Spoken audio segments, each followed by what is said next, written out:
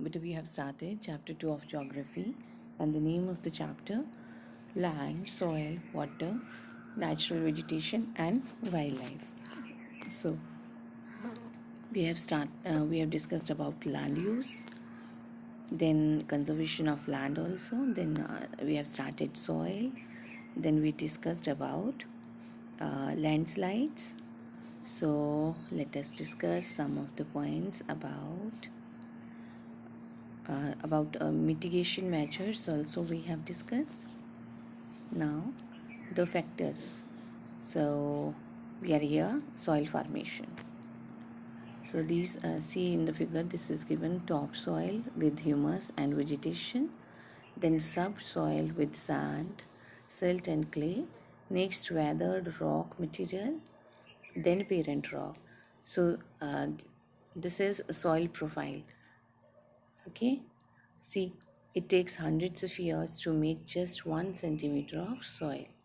So see how long process this is of soil formation. So let us start. Factors of soil formation. The major factors of soil formation are the nature of the parent rock and climatic factors. Other factors are the topography, role of organic matter, and time taken for the composition of soil formation. All these differ from place to place. See, parent rock, what does parent rock determine? So the determiners, it determines color, texture, chemical properties, mineral content, and permeability of the soil. Next is relief. So what are there in relief? Altitude and slope, it determines accumulation of soil.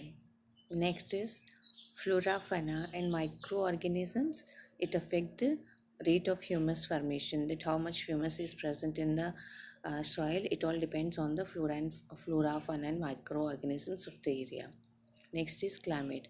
So in climate we have temperature and rainfall that influences the rate of weathering, and humus formation means how much moisture is there in the land or in the soil.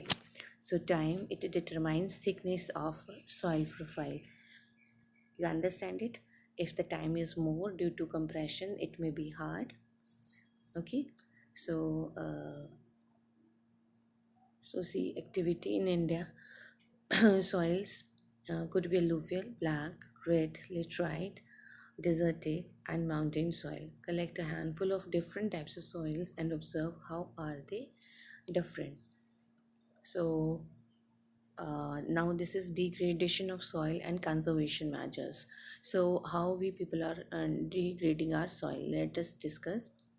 Soil erosion and depletion are the major threats to soil as a resource. Both human and natural factors can lead to degradation of soils. Factors which lead to soil degradation are deforestation. Deforestation means cutting of trees, cutting of forests. Then overgrazing on the grazing lands. If the animal they graze for a longer period of time, I think that leads to this depletion in the grazing lands.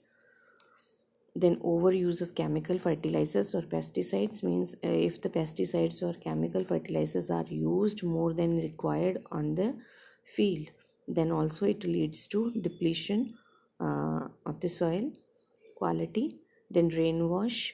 So in the open areas or hilly areas, rainwash also affect the soil. Then landslides and floods, this also in the rocky areas, in mountainous areas, landslide we have discussed, and the floods also, because if there are floods, and then these erode all the material on its way, so that also leads to degradation of soil. So let us discuss how can we conserve soil. First is mulching. These are some of the ways with the explanation. Hanji, mulching. So the bare ground between plants is covered with a layer of organic matter like straw. It helps to retain a soil moisture. This is one of the ways, and it is better. This is done in foreign countries also. Mulching, that they keep some of the organic matter in between the plants in order to retain soil moisture. The areas where there is a high temperature, the people they used to use this method, mulching. Next is contour barriers.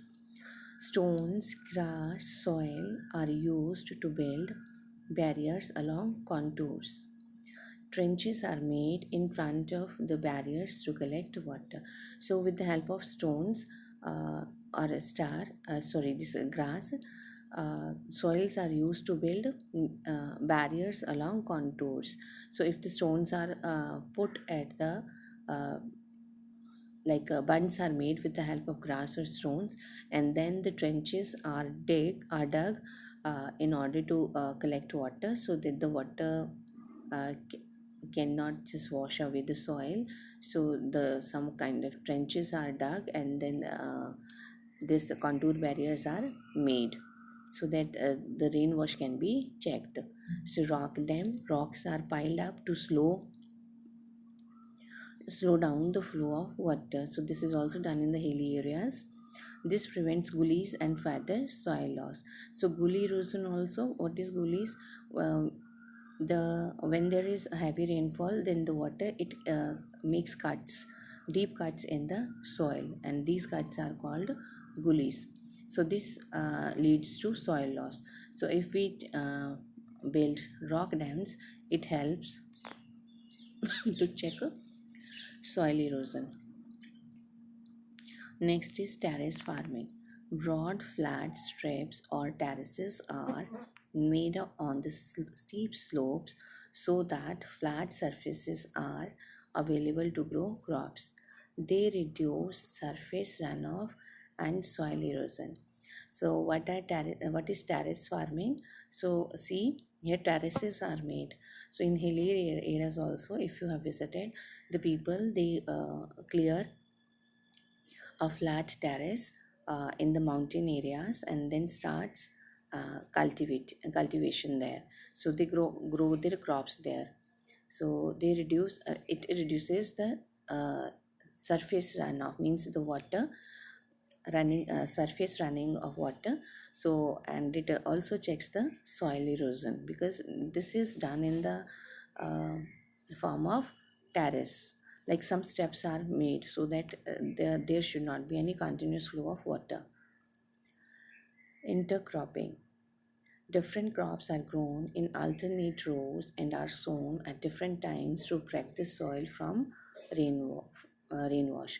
So this is also one of the ways, intercropping, that different crops are grown uh, in one after the other in the rows and at different times. That also checks the rainwash.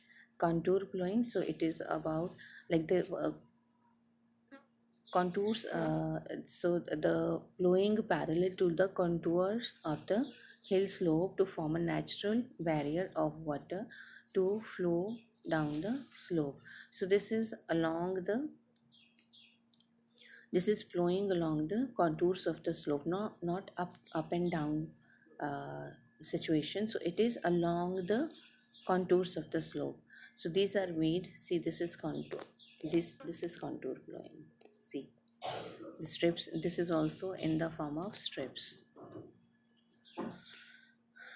Next is shelter belts.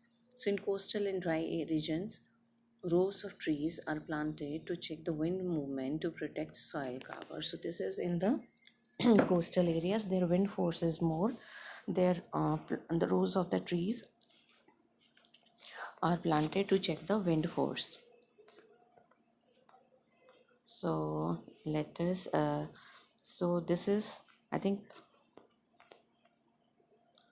for today. This is sufficient, and next we will start tomorrow. So what you people will do today?